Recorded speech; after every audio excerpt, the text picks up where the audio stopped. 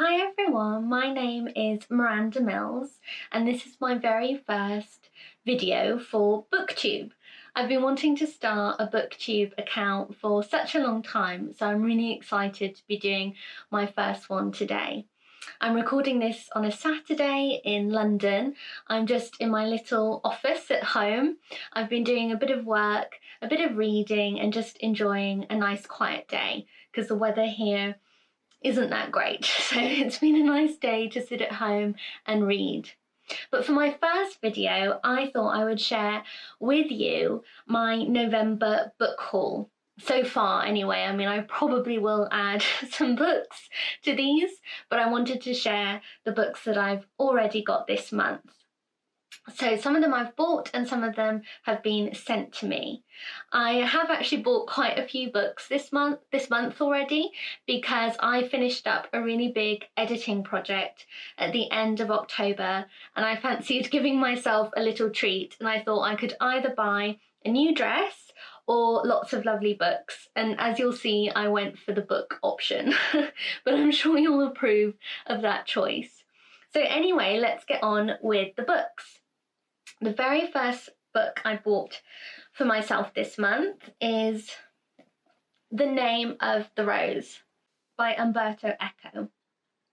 I've been absolutely loving the TV show on BBC at the moment. I haven't read this before, so the story is entirely new to me and I am so gripped by the BBC show. There's a new episode on tonight. They always come on Saturday nights and I'm really looking forward to it. And that's very rare for me that I'll actually count down to a new episode in a TV series because I don't watch a lot of TV, but I'm really gripped by this story. And I know that even though I will have watched the show and I'll know what happens at the end, I will still want to read the book because I just know that the book will probably be quite a different experience from the TV show and I'm sure I will love it. This is a mystery set in the 1300s. Brother William of Baskerville is a Franciscan and he arrives at an abbey in northern Italy. As soon as he gets there, he realizes that something is wrong. A body has been discovered, and soon it becomes clear that all is not what as it seems at the abbey. There's so much inner politics going on, other bodies are discovered, and he's a bit of an early Sherlock Holmes type of character. So he sets about to solve the mystery of what is actually happening. And it becomes clear that at the heart of the story, there is a library, a sort of labyrinth of a library that most of the monks are not allowed to enter. And the story goes that if you do enter it, then you're very likely to get lost within and die and never come out. So I love books with an intriguing library at the heart of them. And I know I'm going to really enjoy this. So I think this will make an excellent, cosy winter mystery for me. The next book I got because I've had so many people raving about it, and it is Breaking and Mending by Joanna Cannon. By the way, I will be linking all of these books in the description box underneath, so be sure to check out the links if you want to read any of these books as well. This is a memoir. I haven't actually read any of Joanna Cannon's novels, but I'm still really intrigued to read her memoir first because, like I said, so many people have been raving about it. It's about her time as a junior doctor, so I know it will probably be quite difficult reading in some ways, but I think it will also hopefully be quite life-affirming and positive too. It's quite a slim book, so it shouldn't take me too long to read it either, which I have to confess is also appealing. It is nice when you can just settle down with a book and get through it quite quickly. So I'll report back on this one. I hope I enjoy it as much as everyone else has who I've heard speaking about it. The next book was really kindly sent to me by Pan Macmillan.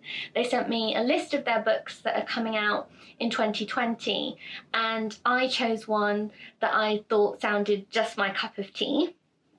And that book is The Animals at Lockwood Manor by Jane Healey. Isn't that a beautiful cover? I hope you can see it. It's just a proof copy, but it's so beautifully done inside as well. I really can't wait to read this book. It's meant to be a gothic love story set in a manor house in the English countryside, and it's set during the Second World War, which is a time period that I really love. I'm always interested in literature set during World War II, and it's about a girl who takes the animals from the National History Museum for safety into the countryside to this grand old house, and when she gets there she realises that not all is as it seems. So I was just really intrigued by the sound of this. I can't wait to read it and to share what I think of it when I'm done. It's due out in March 2020, so I will really try and read it before then and let you all know. Okay, another book I got because it's been put out by a favourite Instagrammer and blogger of mine. It's called Seeking Slow, Reclaim Moments of Calm in Your Everyday. Sorry, it's just Reclaim Moments of Calm in Your Day. And it's by Melanie Barnes, creator of Jeffrey and Grace. So Jeffrey and Grace is her Instagram account and blog. And for a long time on her blog, Melanie has written about the pleasures of slow living and living in tune with the seasons. So I was really excited when I saw that she had a book all about her philosophy of life, and I've been dipping into it most evenings. I'm really enjoying it. There are lots of tips on how to slow down, enjoy little pleasures, and make the most out of every day. Some tips that I'm taking on board already are the importance of enjoying waiting for things. I'm quite an impatient person, so it's hard for me sometimes to wait. And Melanie writes about the pleasure that waiting can actually bring, because then you have the anticipation of a fun event, for instance, and you can get a lot of pleasure from that anticipation as well as the actual event itself. So I am trying to take that on board. She also recommends doing a digital detox and staying off your phone for 1 day a week, which is a little bit alarming for someone who spends a lot of time on social media as I do. However, I think that could be really beneficial. I think that we all have a tendency to be too much glued to our phones, and I think it would be good for me to put my phone down more and actually have a whole day away from it. If not every week, then certainly a lot more regularly than I do that now. So yeah, I would really recommend this. There's some lovely photos as well all through the book. Melanie's a lovely photographer, so it just makes a really nice little read. Next, in a bit of a similar vein, I have got this book, Calm Christmas and a Happy New Year, a little book of festive joy. And it's by Beth Kempton, who I think a year or two ago wrote this book, Wabi Sabi, which I also really enjoyed. So I was quite happy to see that Beth had a new book out all about keeping calm and happy at Christmas time. And I think whatever the winter holidays mean to you, there's always benefit in thinking of how to keep calm, how to keep happy at a time of the year that is often so busy, where you can feel pulled in many different directions with family and friends and work commitments, and it can be hard to just find that calm and quiet that is really integral to our happiness. So I'm really looking forward to reading some of Beth's tips, and it will also start getting me into the festive spirit. So I'm looking forward to this one. Another non-fiction book I bought, as you can tell, I really do read quite a lot of non-fiction, and this one I bought because it was recommended by some of my followers on my Miranda's a Notebook Instagram account. And it's called Vanishing Fleece, Adventures in American Wool by Clara Parks. And people recommended this book because a little while ago I posted a photo of a wool shop in Bath, and I spoke about some books that I'd recently bought in October, all about the pleasures of knitting and the history of knitting in the UK, and about about the yarn industry in general, and how much I'd been enjoying these books. I'm only a beginner knitter myself, but I'm definitely interested in the history of knitting and also in independent yarn companies across the UK as well as the US. So a lot of my followers said that I should read this book, and it sounds like so much fun. It says Clara Parks presents a fast-paced account of the years she's spent transforming a £676 bale of wool into commercial yarn, and the people and vanishing industry she discovered along the way.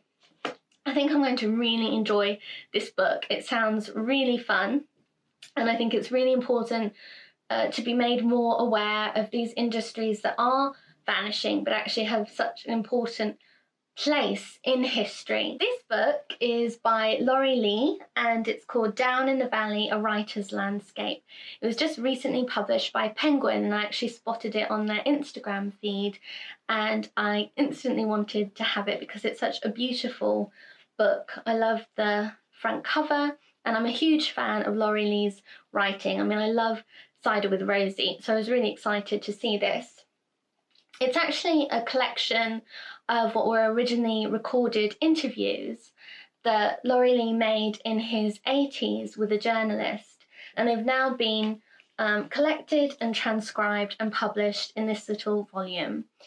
It's a real love letter to Laurie Lee's famous childhood landscape in Gloucestershire, and I've read a bit of it already, and it's really charming.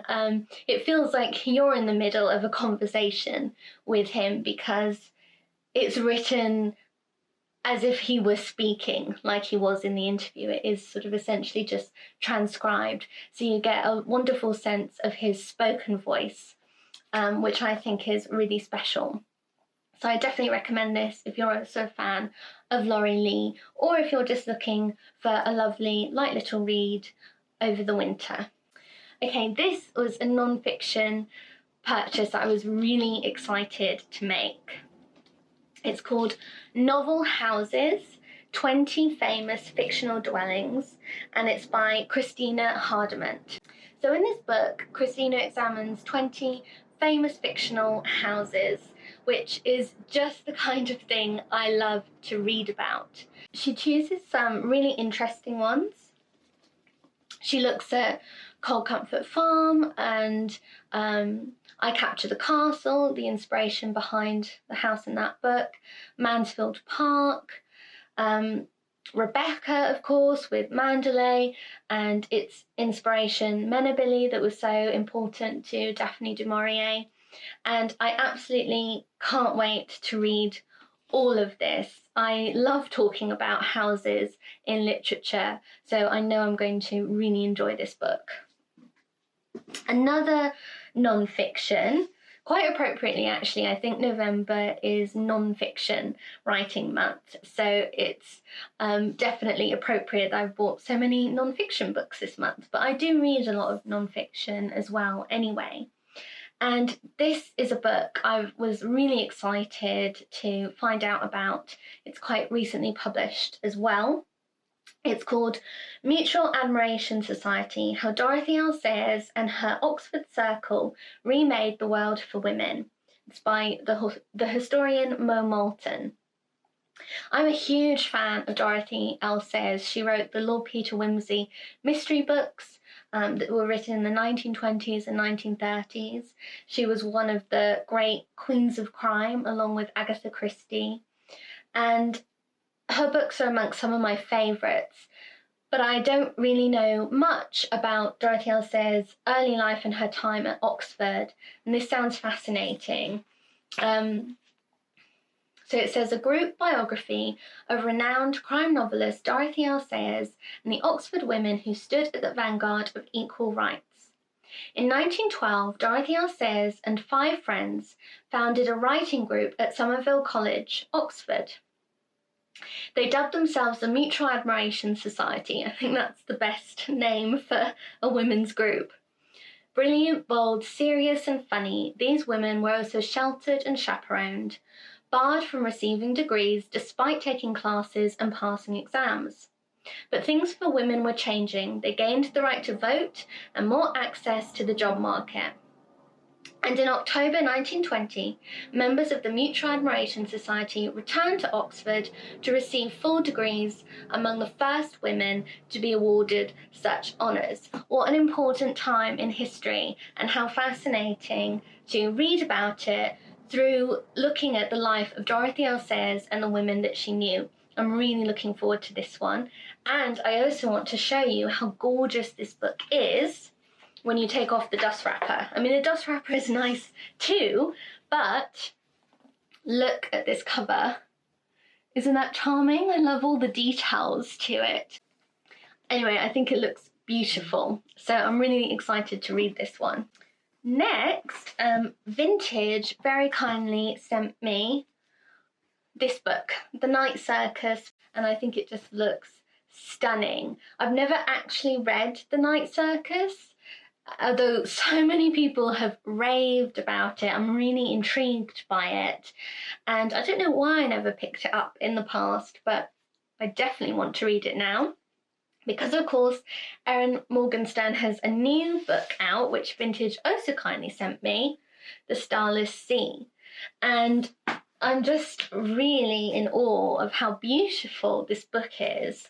Again, it's the special edition.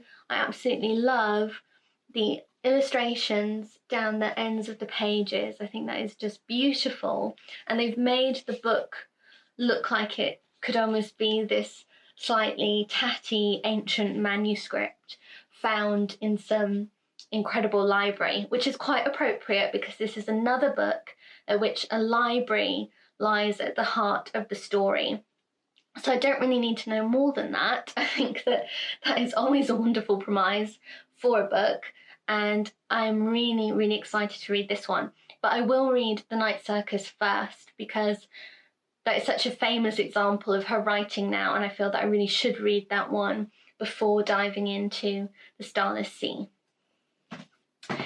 So those are all of the books that I have bought or were sent to me so far in November. I hope you enjoyed this first video.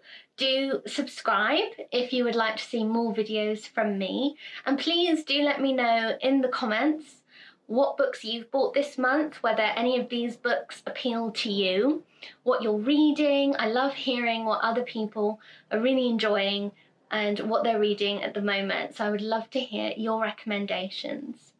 Thanks so much for watching, and I'll be back with another video again soon. Bye!